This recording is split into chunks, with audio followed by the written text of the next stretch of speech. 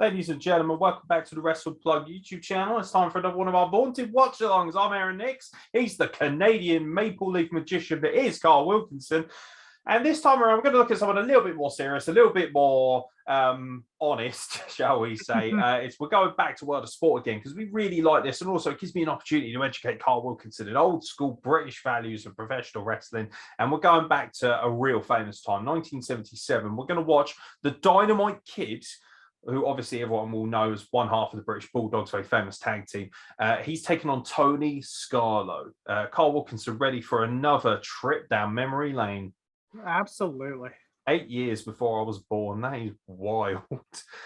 So yeah, ladies and gentlemen, the Dynamite Kid versus Tony Scarlo in 3, 2, 1, play. Submission or a knockout to decide the winner. Oh, I do love a dapper yapper. A proper one, not Justin Roberts. Red corner from Bermondsey, Tony Scarlo. You won't know, but Bermondsey, you got to be well hard. It's up from Bermondsey, mate. Blue corner, ladies and gentlemen, it is a pleasure to be introducing for the first time in London from Warrington, the British lightweight champion, the Dynamite Kid. That sounds so good, doesn't it? The British lightweight champion. Sounds so authentic, so real. How taut are the ropes? Fucking impressive. Is everyone booing the ref, who, by the way, is massive? Oh, classic handshake. Wow. Yeah, like Tony Scarlo he looks well old here, doesn't he? Fans, good afternoon to you. And here at the Pickett's Lock Centre, Edmonton in London. Beautiful. This is going to be textbook, mate. I mean, in his prime, Dynamite Kid is considered one of the. Oh, look at that! I love that stuff. Let me do that. We haven't seen him on the small screen for quite some time. Black trunks back to canvas now. All I really know about Dynamite is he was like the lightweight technical guy in comparison to Bulldog's giant 20,000-inch python. But one of the big reasons Dynamite Kid well, that is, look at that. British lightweight champion. He got the title from that's special. If this was a wrestling show now, somebody would go, wrestling! I hate that. Yeah, because it's almost like, well, what are you expecting them to do? It's because it's not. I feel like this is something that's sorely missed from current WWE product. They need more of this. Proper wrestling. I think this is why people gravitate to Kyle O'Reilly so much. He's a ground and pound kind of guy, but he's also very technical, very smooth, very gifted. Transitions are exciting. Look at the ease at which they do it. It's like just flowing. It's like, look, it's like watching a magician. Lovely, gets him into a scoop slam. Not a bad body slam either. So, yeah, you might remember me discussing Rumble promotions I went to recently. I was talking about how they count you out when you're on the floor. It's very much like boxing. So as soon as you're down, it's 1, 2, can't answer to a count of 10. Then you get up. But they count very quickly back in the day. It's not like nowadays. 1! It's like 1, 2, 3. There's no ridiculous over-the-top pageantry.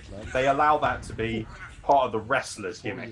Now, I think that's really important because a referee should just be a referee. It's just simple and effective. A good referee you should never see. That's how they always say.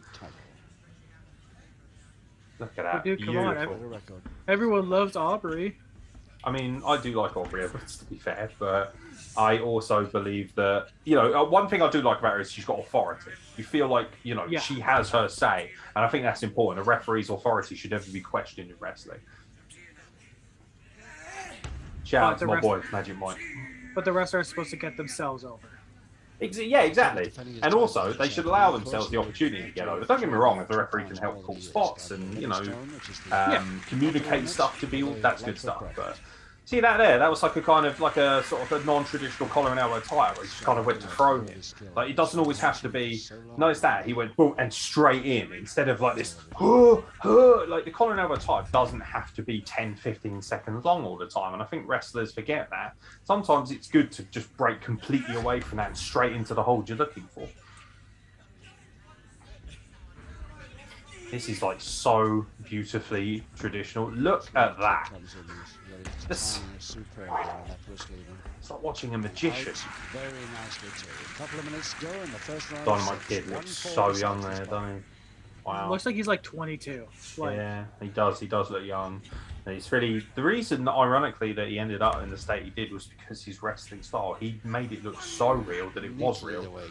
Some of the bumps he used to take off the top of ladders and things like that. He was the first guy to take the big bump from the ladder over the top rope, and he used to just take it flat, like on a fucking hardwood floor. And you know, it's no wonder he ended up in a wheelchair. It's really sad. Oh, look at that little monkey flip. Beautiful. So smooth. The referee. Free Reverse double knee hold, but the knee's far too far away, and the kid quite easily getting out of trouble. Interesting. One. Oh, I like that. Very gentlemanly. Little cheeky. Yeah, I like that. Very gentlemanly. First round. Oh, nice. Going for a non-traditional. The cross.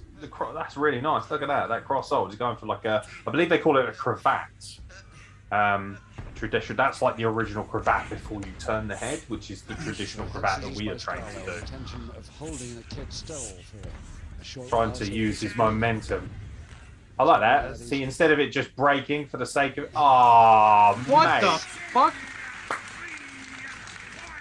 That is not a thing that's done anymore. You will not see that. I'm coughing that. That is not done. But did you notice how when he was trying to break free, he couldn't break free? The leg lock was still employed. Whereas nowadays, if they did it, you just hop out of it. It's done just for the sake of it. That, it meant something. Everything means something. Nicely counted there by Scarlo. He's left it a bit late in this round, though. Just 3 seconds to go. Nice. He used his foot for leverage, but he didn't actually kick him because it's not proper in this sport to kick someone when you're on the floor like that. You can see why people were so invested in it, because in some ways it does feel like genuine amateur wrestling. You feel like you're watching a legitimate athletic contest with two people trying to outdo each other physically. He, of course, was trained for the ring by Ted Beckley, along with Steve Wright. I can't get over how young he looks. Just looks so young, so healthy. Looks a little bit like you. If you shaved and had long hair, you'd look a little bit like that, I reckon. But much better looking. Round 2. I don't know. I think I'd rather have Carl Wilkinson's temperament than Dynamite Kid's. Of Bermondsey. Just look at the description here real quick. August 13th, 1977. From Warrington, 11 stone 2. Both of them. Scarlo in the oh, beautiful. Straight that round. Lovely. Straight over. The referee and the still maintain. Holy shit! Did you see that? So, yeah. I don't think I can unsee it. To this first bout on the bill here this afternoon. I mean, I've watched guys like Pac and that, and they can't do it absolutely. But holy fuck! And then, of course, a tag contest, so there's quite a bill here. This is what. Oh my god, that was so sick. The strength to lift. He basically deadlifted him using the sole of his foot. Scarlo taking him well though, but he's got going through the roll. Too aggressive. He's into the ropes again. This is honestly as purest and beautiful as he gets. This genuinely makes me moist. I can't get over how good this is. I cannot, honestly, every time I can watch this a million times and I'm still amazed by it. Everything. It's crisp.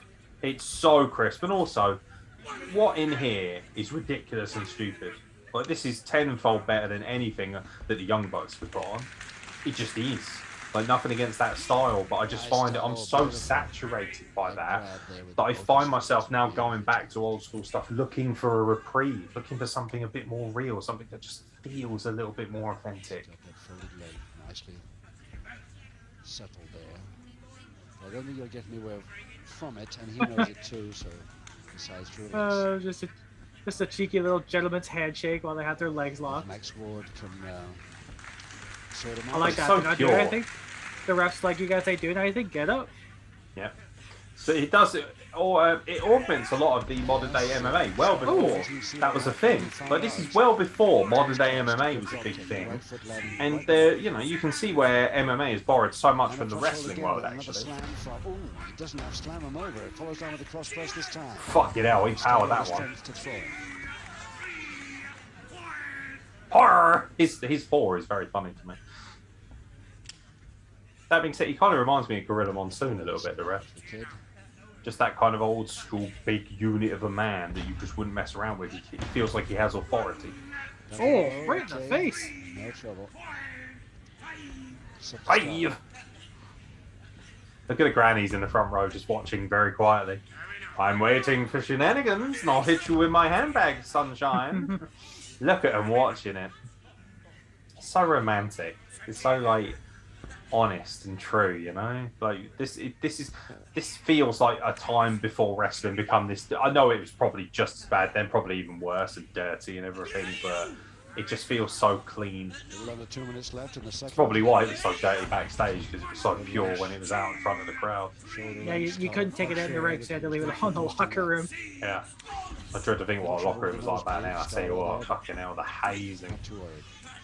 Oh, here we go. Some European uppercuts. Yeah, very nice. So fucking stiff as well. Notice how he's going for the chin, not the chest. Nowadays, they teach you to hit here. There, he's just waffling the shit. Oh, I like that. Lovely.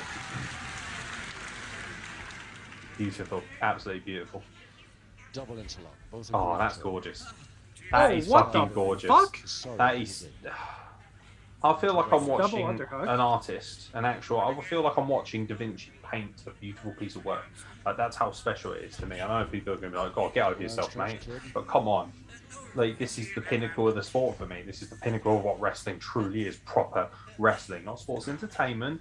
Not fucking, you know, all elite or anything like that. Just purest professional wrestling. Just inching his way to the ropes. Nice turn. Oh, look at that. Turn him up. Oh, do you see how he broke away with his feet there? Holy shit. You can see where James Mason learned, can't you? Because James Mason employs a lot of these techniques nowadays. I mean, I love James Mason. I'll watch him for it. Oh, mate, he's... specialty moves there. What an escape. If I tried that, I would die. It's like watching a ninja. It really is. Yeah, I can't do that. I train so hard. I can't do that. Admittedly, people would say you're not supposed to. You're 6'4" and 300 plus pounds. Shouldn't be doing that stuff anyway. Oh my god! They just not even like exerting himself. Oh, he's like easy, like he's just gone to pick up the newspaper in the morning. And just out of trouble in time. Notice how he counts until they're on their feet. Like not even if they're up on one knee, that doesn't count. Wow. It's like the ultimate gentleman's sport. Look at Tony Scarlo. Here he is, Tony Scarlo from Bermondsey, 11 stone 2. He started amateur freestyle wrestling at the age of 11, just about the same age as his opponent. That shows. They started amateur freestyle wrestling at 11. Was full-time pro, but we haven't seen him for a very long time. He was previously a market porter before he took up wrestling. You hear that? Leg jump used to be a market porter. So fucking amazing. Imagine that nowadays. Oh, this is Finn Balor. Oh my god. Beautiful head scissors take on. He's gone for it again. Oh no, he's blocked it. Ref, that was a pinfall. Very nearly trouble for the kid. Another double arm by Scarlo. And twice. Don't forget they count without counting the pin. Third round, the kid could have been in trouble. Beautiful. Oh, the power. Thrown off again. Have they done this spot about 3 times? Dynamite Kid looks a little bit like Luke Skywalker if he had everything stripped away from him. Wow. Well, I mean... Oh my god. This match took place the same year. He's got him. That's the Zack Sabre Jr. pin. Got him. See that? The Zack Sabre Jr. pin that he uses. That's where Zack Sabre Jr. got him. And that's why Zack Sabre Jr. is so celebrated in wrestling circles. That was gorgeous. I employed both the double wrist lock and then essentially just octopus him. Beautiful. The winner, the Dynamite Kid. Mate, that was actually a masterpiece. That was clean. I'm gushing over how beautiful that was. Like, that was actually artistic. I was watching that, I was just thinking, I'll never be able to do like even an 8 for that. And I try really hard and I work really hard in the wrestling ring. And wow, that's magical. That's really, especially after what we last watched. What did we watch last? A 6-man TLC hardcore clusterfuck. And see, that's what I love about WrestlePlug. We'll watch it all. What did you think, mate? Probably the best I've seen in terms of World of Sport so far, on this channel at least. I loved that. I actually loved that. That was so cool. I can see why people used to wet their knickers over Dynamite Kid so much. Because, you know, it's really sad that it went from that to what we ended up with. You know, it's very disappointing in so many ways, but you know, if you want to remember a man's legacy correctly, got to watch stuff like that. Beautiful. Comments, ladies and gentlemen. Let us know what you think of old school wrestling. Do you enjoy watching this stuff, or do you just want to see us watch meth heads fall off of ladders more on roofs? That's probably what you want to watch. But that was a treat for me personally, and for all you wrestlers out there who watch this stuff as well. If any wrestlers are watching and you want your stuff covered, let us know in the comments below, or send me a message on my private Facebook. I've got a somewhat private / professional Facebook, Aaron Nix. You can find me on Facebook. You're welcome to add me, and that's where people can discuss business with me. But you can also message me on there if you like, and let me know if you want your match covered. Maybe you don't want to, you know, say outright on social media, cover my matches, because it might make you look a bit weak sauce or whatever, or maybe you want to protect your gimmick. I don't know. But yeah, if you want it covered, just let us know. Send us a cheeky message. We'll be more than happy to do so. I've been Aaron Nix. He's been Carl Wilkinson. We'll catch you very soon for more classic wrestling, classic, beautiful, technical world of sport wrestling from the Wrestle Plug.